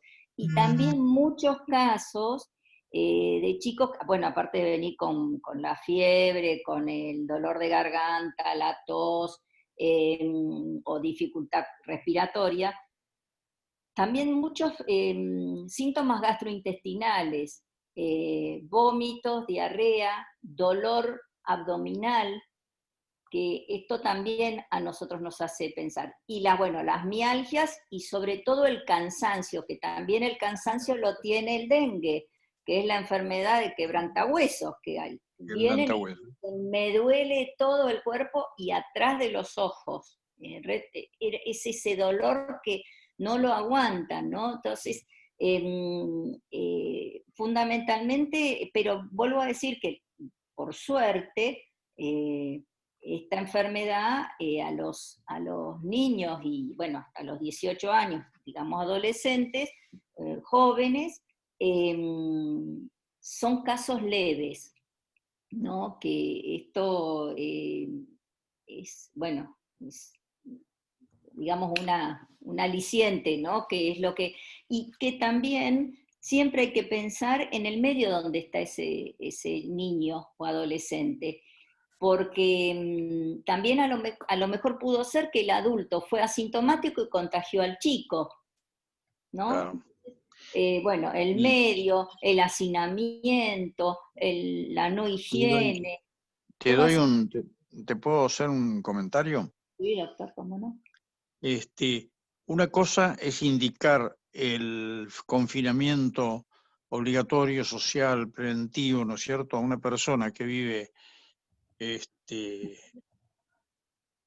en Palermo, que a otra persona que vive, como yo he atendido durante muchísimo tiempo, el asentamiento Pinedo. Bueno, le podés decir a una persona que vive en un asentamiento, en una villa, que se lave 6 veces las manos, porque por ahí la madre camina 4 cuadras para ir a buscar un tacho con agua, ¿no? Sí. Esas son realidades. O viven 6 personas en una habitación de Claro. de 3x3. En un colchón en el suelo, por ahí hay 4 chicos, ¿no? Como Claro, yo lo he por visto. eso cuando empezó empezaron los casos acá en la provincia, en la villa, ¿cómo se llamaba? Que cerraron el barrio. Ay, no me acuerdo ahora. La Villa Azul. Barrio Santa Rita, Azul. Azul.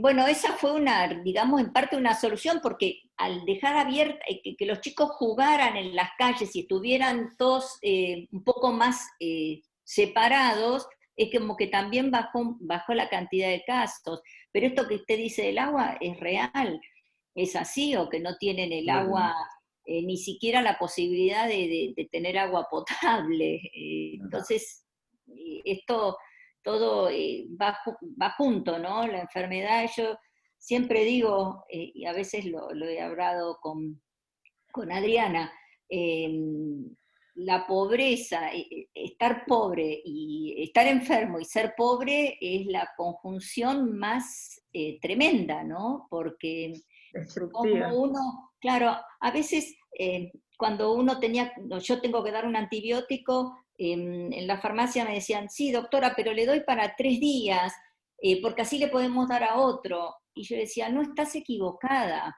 Démosle a uno todo el tratamiento, porque yo dándole 3 días a uno y 3 días al otro, no curé a ninguno.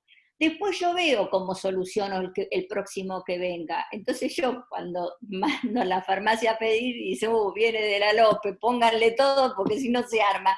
Pero me parecía que, o sea, hay cosas que poner un poco más de, porque la madre no tiene para comprar el antibiótico, y entonces uno sabe que, o el paracetamol, y bueno, entonces uno va tratando de ver cómo puede ir acomodando estas situaciones, pero que son tremendas, ¿no? Pues uno lo piensa desde mamá, como mamá. Cuando un hijo está enfermo, uno se desespera. ¿Cómo no te vas a desesperar más si sabes que no le vas a poder comprar ni un paracetamol? Entonces, esto creo que está también políticas que tendrían que ver un poco más esto, ¿no? Laura, te hago una pregunta, ¿pero tuvieron casos de COVID en chicos ustedes? Sí, hemos tenido, que también esto después se fue acomodando, o sea, como todo, ¿no? Como cuando uno empieza para organizarse. Al principio quedaban internados en el hospital. Después, como se empezó a ir llevando, los chicos tenían a los hoteles no podían ir si eran menores de 2 años. Claro. Después empezó a bajar un poco, porque claro, empezaron a venir muchas familias de los barrios carenciados. Entonces, saturás el hospital en menos de 4 días, porque si vos lo tenés que tener 10 días aislados, es una habitación que tenés aislada y no la podés usar más. Entonces se empezó a hacer dinámico, pero son chicos leves, o sea, el chico que está moderado tiene que quedar internado, y es generalmente el chico que está a lo mejor con una preexistencia, como es un cuadro asmático, o chicos con alguna dificultad. Claro, También se hicieron muchos hisopados y fueron negativos. Claro. Pero cuando vienen, por ejemplo, supongamos, de la Villa 21, de la 1114, del barrio Zabaleta, ya hay manzanas, las cuadrículas, ya sabés que ese chico, si vino con fiebre y dolor de garganta, y es de esas manzanas, y hay que hisoparlo. No tenés otra, o porque te tenés que sacar la duda. Posiblemente lo hisopen y el chico no lo tenga. Y pero si vos tenés que hacerlo, corresponde hacerlo. Corresponde hacerlo porque ya está protocolarizado así, porque bueno, no, y con los testeos también se logró aislar a las familias, y eso estuvo bueno.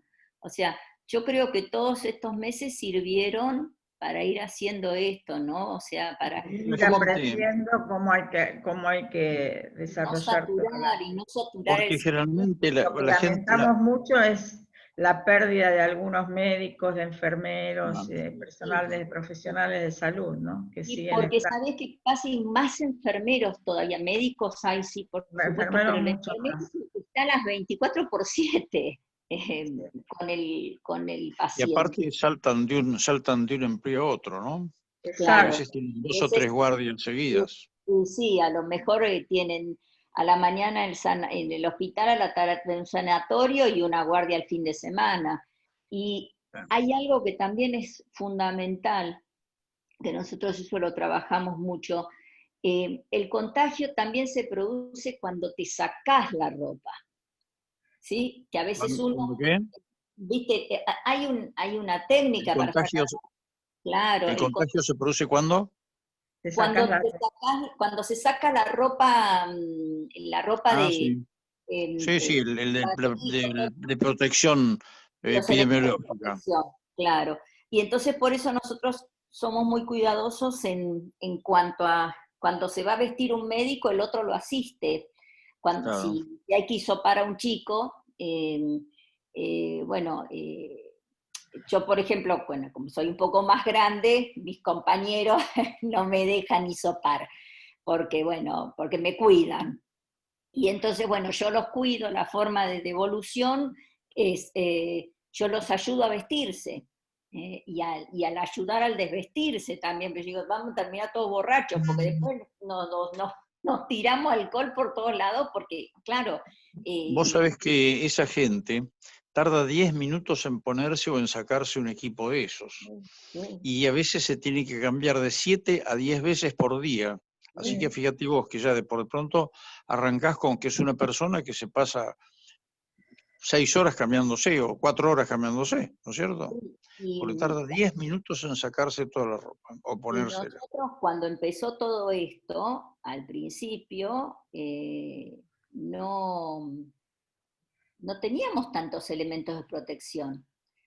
Todo esto sirvió para ir armándose, o sea, si bien yo entiendo que es muy largo y que ahora también ya no estamos hablando de ya no existe una cuarentena tan estricta, pero N95 no había tantos, había que conseguir, o sea, nosotros hoy, gracias a Dios, el servicio de pediatría y en el hospital, nosotros no tenemos problemas con los insumos.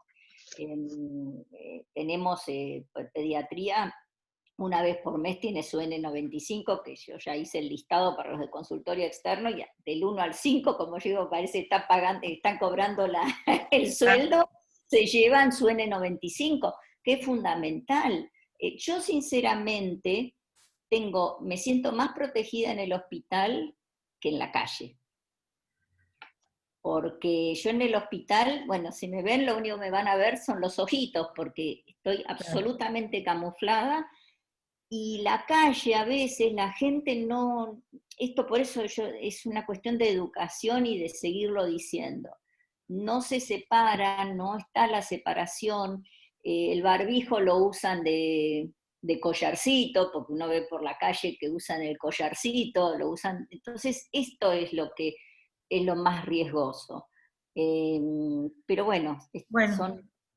Ahí va. Gracias. Quiero escuchar a ustedes. Gracias, doctora. Tenemos una pregunta más de Gabriela también para el doctor Lacour. A ver. Y permitime mostrar que encontré lo del casco. Bueno. Me parece Primero, interesante. ¿qué quieren ver Primero lo pregunte. Gabriela tenía una pregunta más y después nos mostrás lo del casco, ¿sí? Perfecto. Sencillamente, si un adulto mayor, o sea, hoy por hoy la preocupación es qué hago, cómo sé, o sea, si yo tengo algún síntoma, que me parece que es, si yo fuera adulto mayor, no sé, tengo 56, quizás ya estoy en situación. Bueno, espero el síntoma para hacerme atender, o sea, ¿cuál es un poco la recomendación que cualquier persona mayor diría, bueno, ¿cómo salgo de mi casa corriendo a hacerme atender? ¿Cuáles son los síntomas que tengo que ver? ¿Me compro un oxímetro y lo tengo en casa por las dudas para medirme el oxígeno? ¿Qué hago? O sea, un poco es la inquietud de qué hacer. Ahora mi mamá, no sé, se desconectó, pero un poco la duda es esa, ¿no? Bueno, ¿cómo sé que lo tengo y cuándo corro al sanatorio o al hospital? Gracias. Si vos sospechás, si sos un adulto mayor, y sospechás que tenés un COVID, ¿no es cierto? Al principio, como generalmente, digamos, son casos leves en el 80% de los casos, en el 15% de los casos son moderados, y el 5% son realmente severos, que pueden dar, digamos, origen a un respirador o estar internado en una terapia intensiva. Al principio aconsejan no ir a los hospitales para no taponar los hospitales, mientras no sea una temperatura alta. Lo que pasa es el adulto mayor tiene que tener cuidado, porque cuando se va a hacer revisar, si le falta un poco el aire y no tiene, lo que es definitivo es si respiran bien o no. Si tienen dificultades para respirar, inmediatamente hay que ir al hospital. Si no, se puede estar, digamos, en la casa un poquito con observación, eventualmente llamando a algún médico vecino o una cosa así. Pero aconsejan no ir, la gente joven, ¿no? Que la gente joven no vaya a digamos, al hospital porque lo saturan. Los hospitales están repletos, están que desbordan. Y solamente un 5% merece, digamos, ser respirado, una cosa así. Les muestro este aparatito. Esto es producto argentino, no sé si se ve. ¿Lo ven? No, Yo no sé, lo yo veo, lo pero... No, doctor, tiene ¿Dónde está el pausada, aparatito? ¿Cómo? tiene pausada la cámara, doctor. Perdón, Ana Y María. no sé cómo se Tenés que despausa. sacarla... Todo el tiempo la tuvo pausado. Sí. Y yo no veía nada, estaba hablando así. Si Pero no lo acá podemos dice, ver, en tal caso que lo detalle, ¿para qué sirve el aparato? claro, bueno, es un aparato que tiene, cámara. a ver si tocando acá acá dice donde dice update o cancel, cancelar, No. a ver. Doctor, donde dice iniciar video, tal vez, que es como Acá una está, camarita. Ahí acá. está. Ahora Sí, sí, doctor. Esto es así. Tiene un cierre en el cuello, estricto, ¿no? Más o menos hermético, y está colocado dentro de una cápsula, como si fuera un astronauta, ¿no es cierto? Alrededor de la cabeza. Y esto trabaja con una bomba que emite oxígeno, ¿no es cierto? Y tiene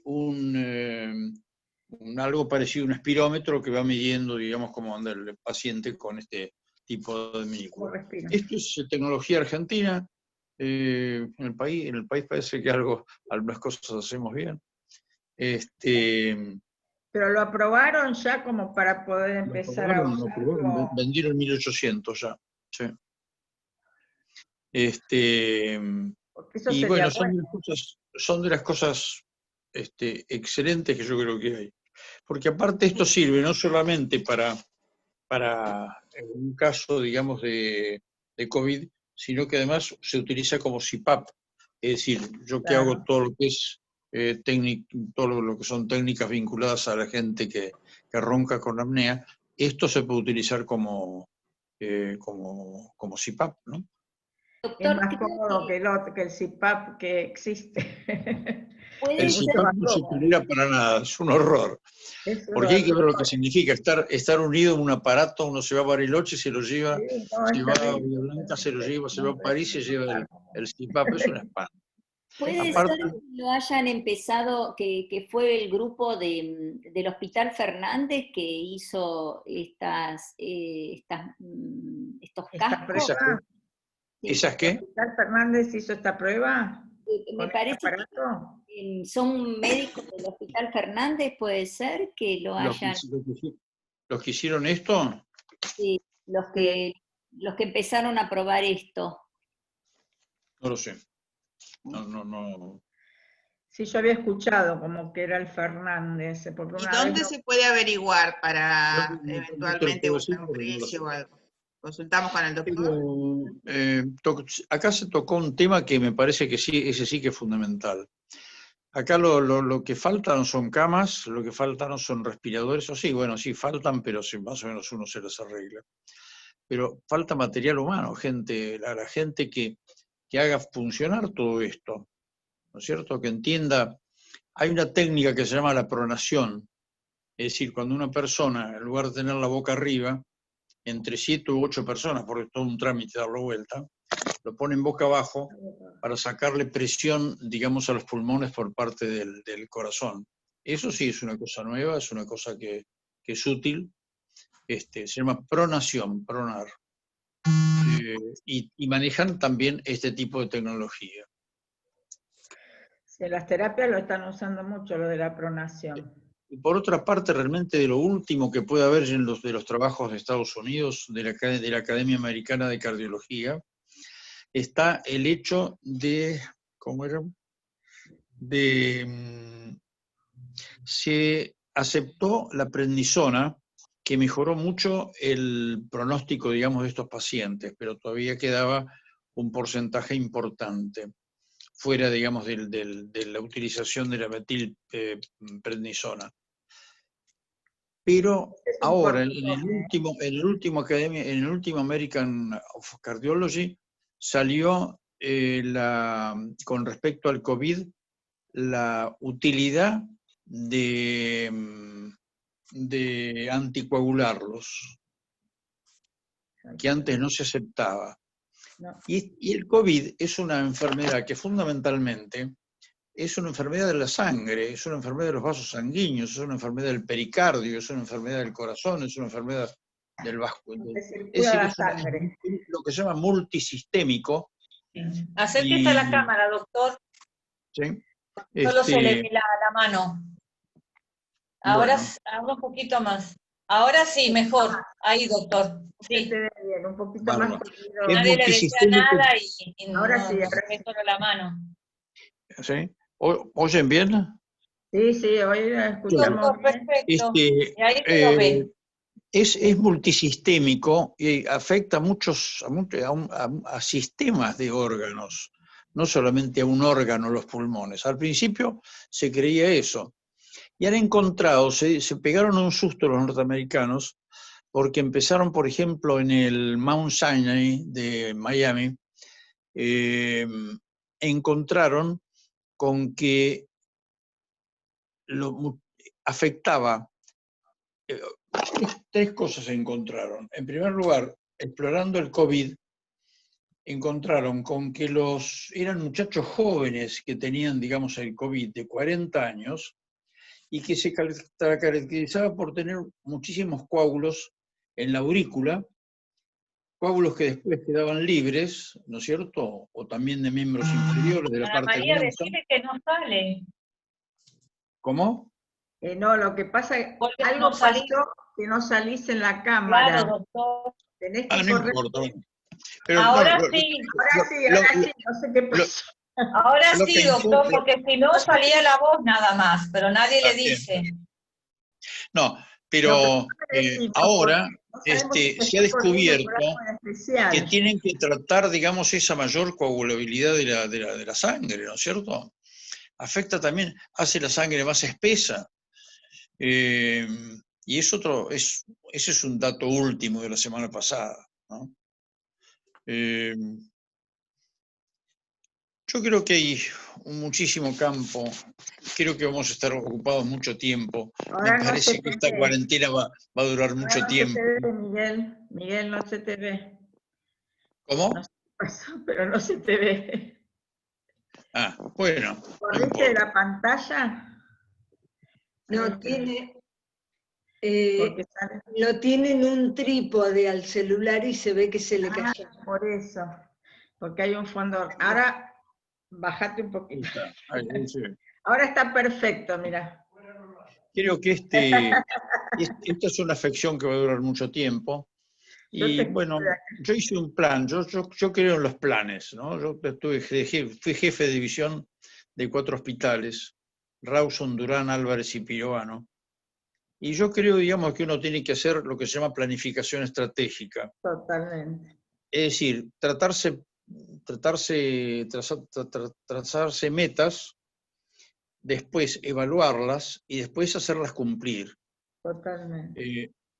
Y acá el problema es un problema de cómo se sale de la pandemia. Porque yo por ejemplo tengo un hijo en Nueva York viviendo, y en Nueva York había caído la curva, se mantenía baja, y ahora empezó a moverse hacia arriba, que es lo mismo que ha ocurrido en Madrid también ha ocurrido exactamente lo mismo, y en Inglaterra también exactamente lo mismo.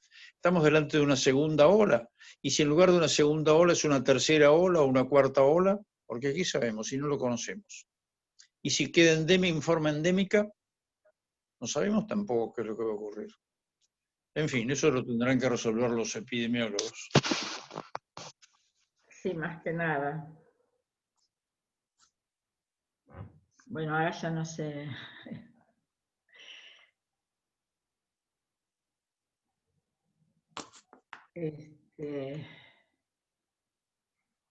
A ver. Te pregunto algo más, aunque no estás a la vista otra vez. pero acá hay una persona que hizo...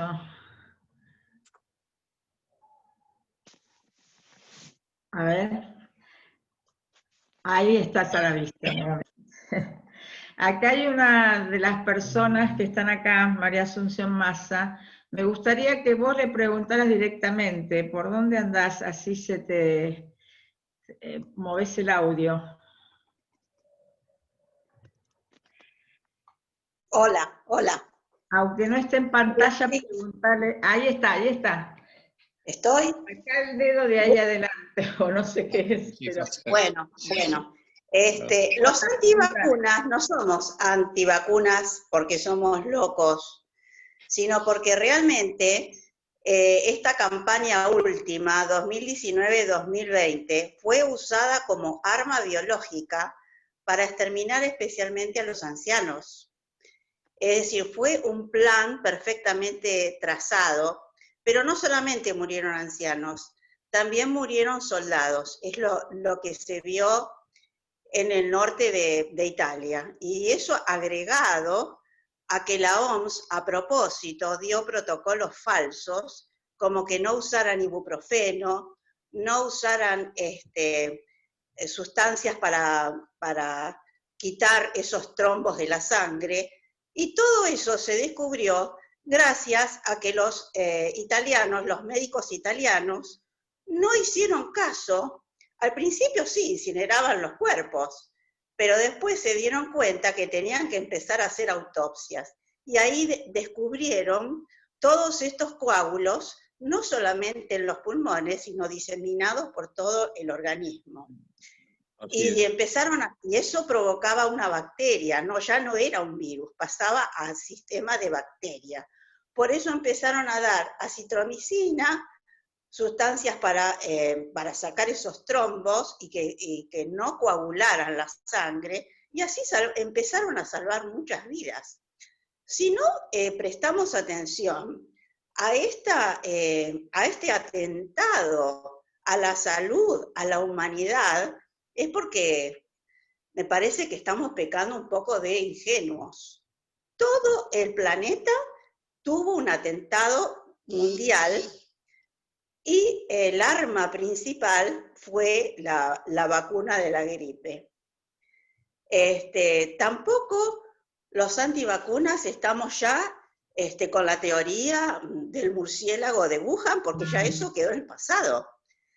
Esto fue un virus manipulado, estudiado y patentado en Estados Unidos y que se trasladó a Wuhan, donde Bill Gates tiene uno de sus laboratorios y donde se produjo este atentado mundial. Me parece que las cosas hay que decirlas completas y no a medias.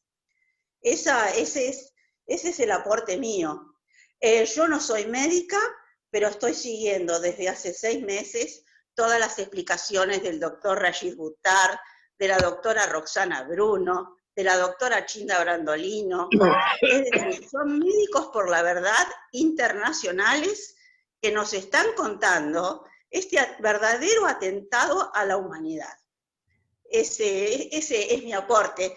Y además, las conferencias de Bill Gates son públicas, ha sido filmado cuando dijo, gracias a un gran trabajo de vacunación, vamos a disminuir la población del mundo de un 10 a un 15%. Así que el que realmente considere de ahora en más que el principal accionista de la OMS y el principal accionista de los laboratorios, que es Bill Gates, que tiene este sistema psicópata de reducir la población mundial, me parece que vamos a tener que plantearnos de nuevo si las vacunas en la actualidad son seguras o no. Por lo menos, no lo digo yo que soy una docente y que no entiendo, yo estoy repitiendo lo que dicen los grandes científicos en todo el mundo.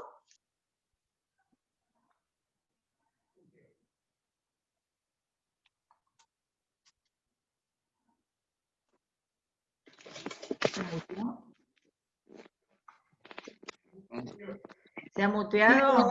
Pido no disculpas, sé qué pero pasaba. hay un problema de conectividad. Le pido disculpas a María Asunción.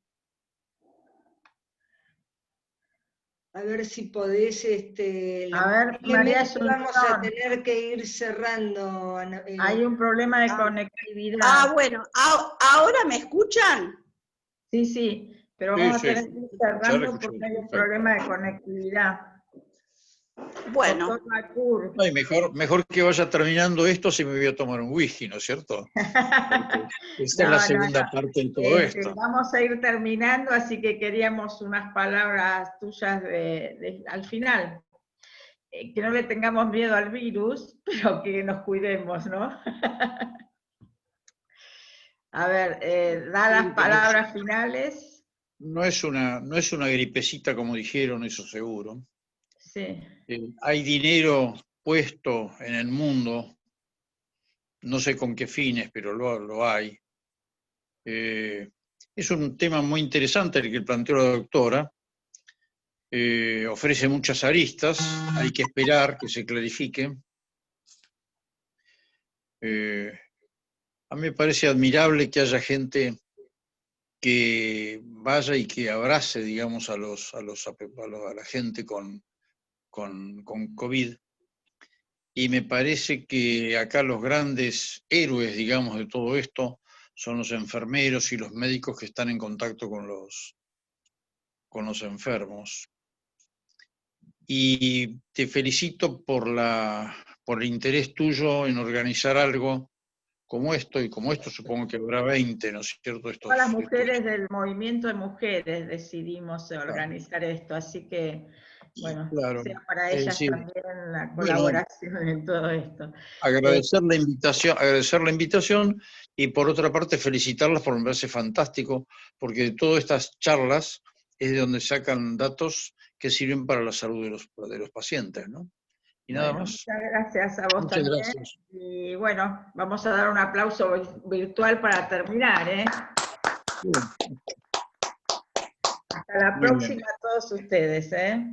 Perdón, Ana María, quiero agradecerle a Alfredo, para nosotros Freddy, Sí, que que estuvo es acá presente. sí, de la Comuna 13, de Juntos para el Cambio, y bueno, entre todos trabajando y haciendo fuerzas para que todo esto salga mejor. Bueno, les agradezco a todos, también a Freddy entonces también en esta ocasión, y a la doctora Laura López que aportó lo de los menores. Bueno, nos despedimos. Muchas gracias. Gracias, hasta luego. Abrazo Muchas gracias, virtual doctor. y con muchos aplausos para todos.